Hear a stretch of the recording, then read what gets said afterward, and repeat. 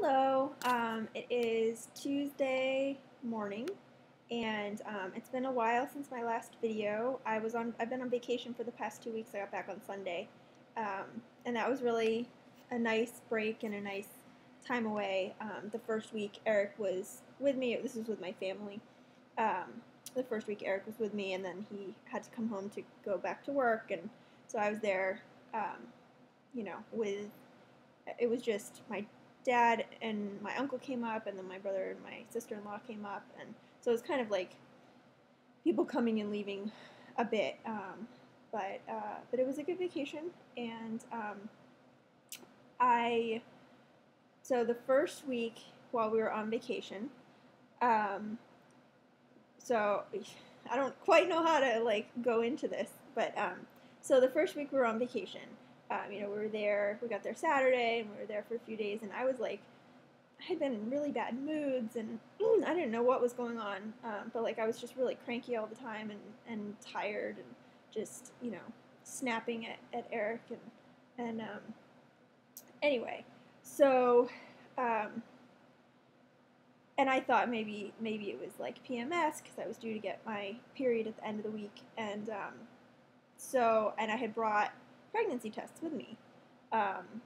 So I decided on Tuesday, which was 2 or 3 days before I was due to get my period, I decided, you know what, I'll test this morning and just see what it shows. And it came up positive, which was kind of a shock, but so exciting. So I was in the bath. So we stay in a not a tiny cottage, but it's not that big, and so I was in the bathroom, and Eric and my parents were both in the kitchen, and this was first thing in the morning. And so I saw that first I did a cheap strip, and that showed up a faint second line, and I was like, oh my god. So I pulled out, I had two different kinds of cheap ones, so I pulled out a different kind of a cheap one, and then I pulled out a Target brand's regular stick, and waited for that, and actually had my cell phone in there that I was timing with and stuff, and it was just kind of crazy. But and then the other ones showed up positive, and I was like, oh my god. So I opened the door and called Eric in, and I was like, come here. And he came in, and he didn't even register what the test showed, but the fact that I was calling him in with these tests on the windowsill was indicative that there was something going on. So he was more in shock than me, and he took a few hours, more than a few hours. He took until the early afternoon to kind of get through the shock and the, oh my god, how are we going to do this, and it's going to cost so much money, and worrying that he's going to not be a good father, and all of this. But he slowly got through that and got to being excited and recognizing that this is going to be really fun, and it's going to be an amazing experience. So after I called Eric in to look at it, I took the Target one and went out and showed my parents. So they found out right away, immediately, and then through the course of the next few days, called my siblings, and Eric called his siblings and his parents and his grandparents, and told a few friends that I wanted to tell them. And I feel a little bit funny about making this video because we're not making the pregnancy public. We're not announcing it on Facebook. We're not telling people, everyone right now. We want to wait until we would like to wait until I'm 12 weeks. And I was 6 weeks yesterday. So, we're not telling everyone, but yet I'm posting it here, but I felt like I couldn't not. And I have my other channel that I started specifically as a TTC channel, and obviously I'm going to announce it there. So it was I feel a little bit torn about it, but I don't think, I don't have many friends in my real life who watch this channel, if any, who know that I have a YouTube channel. So, it's not a huge concern, but it's just it feels a little bit funny. So, so anyway, so that's, that's my big news. It's kind of crazy and scary, but exciting. I, like I said, I was 6 weeks yesterday, but I haven't yet had my first prenatal appointment, so, that hasn't been confirmed. I may actually not quite be 6 weeks yet, because, so there's some due date calculators that only take into account the first day of your last period.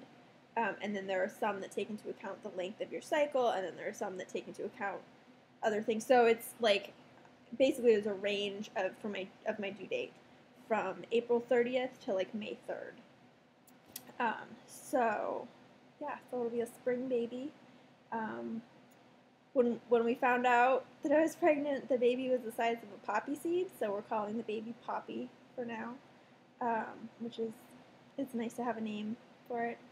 And now it is the size of a sweet pea. So that's pretty cool. And on my other channel, I will be doing like actual pregnancy vlogs where I talk about each week and what's going on and all of that. And I won't really do that so much here. But I might talk here about the pregnancy and Lyme and how that's, affecting, how one is affecting the other. So we'll see. We'll see how this works out, juggling two channels. I might not continue to do it. I might just revert back to using this channel for everything. But we'll see.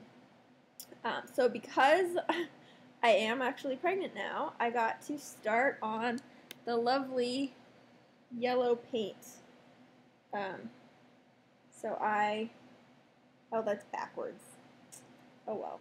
So I am now on Mepron. Yay!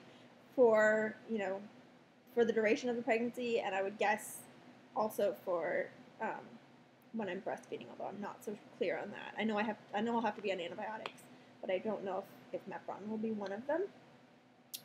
So I was already on Ceftin, and then Mepron was added in, and I just started it last night, and I haven't missed it. It's been quite a while since I've been on it. Like, I haven't been on it since Eric and I have been together, so it's been, at least almost 3 years. Yeah, I haven't missed it. But I'll be on it for a while now, so we'll see how that goes. Normally, so this is a tip for anyone who's on Mepron. So I didn't get in touch with them, the pharmacy, ahead of time to tell them not to get the the bottle. So I have always in the past gotten, well, not always, but once I realized that they were available, I started getting, you can get a box of individual packets, and each packet has one dose. Those are way easier to deal with. You don't have to measure out your doses. It's so much easier to take it with you if you're going places or traveling or whatever. So when I refill this in a month, I will make sure to, ask them to get that instead of just the bottle. I mean, I'll deal with the bottle. It's fine. I'm around pretty much every morning and evening, so it's not a big deal. And I also forgot to get an oral syringe. So I've been using an actual teaspoon to measure out the doses, but I'll have to get a few of the oral syringes. And I've certainly managed with liquid medicine like that before, so it's not the end of the world, but it's just so much easier to get the individual packets. So that's a good tip for anyone who's on Mepron. I don't believe it's more expensive, but I don't know. It costs the same for me because my insurance covers it, or it always has anyway. I have different insurance now, so I assume it'll be the same, where it's the same copay for me. But I don't believe it's actually more expensive, but don't quote me on that. I could be wrong. So, yeah. So really quick, I'm feeling okay. I'm really, really exhausted. I've been napping almost every afternoon, which is unusual for me. I don't usually nap during the day.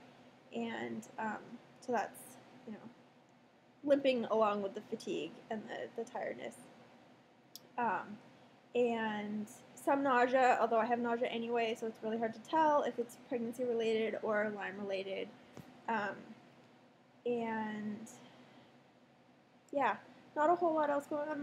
So my dysautonomia is a little worse, and I'm trying to kind of gauge whether it would be better for me to go back to doing fluids every day or whether I can continue to do them every other day. So I'm trying to continue to do them every other day and see how that goes.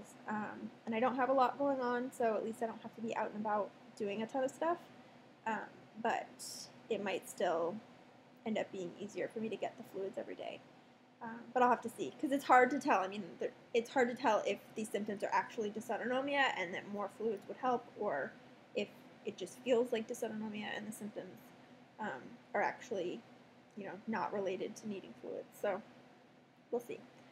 I have gone back to using my shower chair though, so that's one thing that I had to start using actually right after I saw my doctor.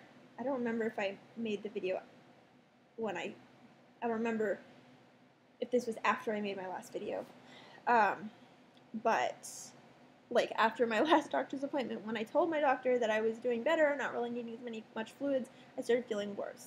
And I mean, it is possible that was early pregnancy stuff, although I would have been like really, really early then.